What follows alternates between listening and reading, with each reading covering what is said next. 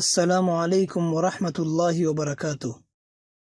سوال یہ ہے، ہمارے نبی کریم صلی اللہ علیہ وسلم کے فرمان کے روح سے ہمارے نبی صلی اللہ علیہ وسلم آخر الزماں ہے، یہ ہم سب مسلمانوں کا عقیدہ ہے، لیکن پھر حضرت صلی اللہ علیہ وسلم نے یہ بھی بتایا ہے کہ ان کی وفات کے بعد اور قیامت سے پہلے ایک نبی آئیں گے، حضرت مہدی رضی اللہ عنہ، جن کی والدہ کا نام حضرت آمنہ اور والد کا نام حضرت عبداللہ ہوگا۔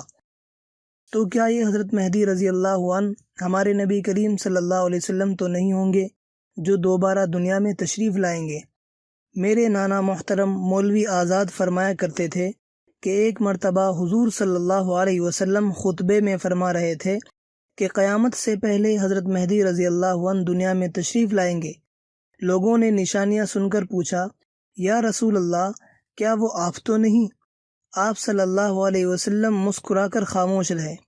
آپ صلی اللہ علیہ وسلم کی مسکراہٹ کہہ رہی تھی، میں اس دنیا میں دوبارہ آؤں گا۔ اس کا جواب تفصیل سے دے کر شکریہ کا موقع دیں۔ جواب: حضرت مہدی رضی اللہ عنہ کے بارے میں حضرت صلی اللہ علیہ وسلم نے جو کچھ فرمایا ہے اور جس پر اہل حق کا اتفاق ہے، اس کا خلاصہ یہ ہے کہ وہ حضرت فاطمۃ الزہرا رضی اللہ تعالی عنہا کی نسل سے ہوں گے اور نجیب الطرفین سید ہوں گے۔ ان کا نام نامی محمد اور والد کا نام عبداللہ ہوگا۔ جس طرح صورت و سیرت میں بیٹا باپ کے مشابہ ہوتا ہے، اسی طرح وہ شکل و شباہت اور اخلاق و شمائل میں حضرت صلی اللہ علیہ وسلم کے مشابہ ہوں گے۔ وہ نبی نہیں ہوں گے، نہ ان پر وحی نازل ہوگی، نہ وہ نبوت کا دعویٰ کریں گے، نہ ان کی نبوت پر کوئی ایمان لائے گا۔ ان کی کفار سے خون ریز جنگیں ہوں گی۔ ان کے زمانے میں کان دجال کا خروج ہوگا اور وہ لشکر دجال کے محاصرے میں گھر جائیں گے۔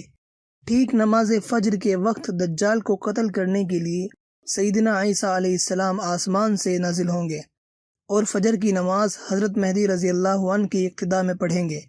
نماز کے بعد دجال کا رخ کریں گے، وہ لعین بھاگ کھڑا ہوگا۔ حضرت عیسیٰ علیہ السلام اس کا تعاقب کریں گے اور اسے باب لد پر قتل کر دیں گے۔ دجال کا لشکر تہ تیغ ہوگا اور یہودیت و نصرانیت کا ایک ایک نشان مٹا دیا جائے گا۔ یہ ہے وہ عقیدہ جس کے حضرت صلی اللہ علیہ وسلم سے لے کر تمام سلف صالحین، صحابہ اور تابعین اور ائمہ مجتہدین معتقد رہے۔ آپ کے نانا محترم نے جس خطبے کا ذکر کیا ہے، اس کا حدیث کی کسی کتاب میں ذکر نہیں۔ اگر انہوں نے کسی کتاب میں یہ بات پڑھی ہے تو بالکل لغو اور مہمل ہے۔ ایسی بے سروپا باتوں پر اعتقاد رکھنا صرف خوش فہمی ہے۔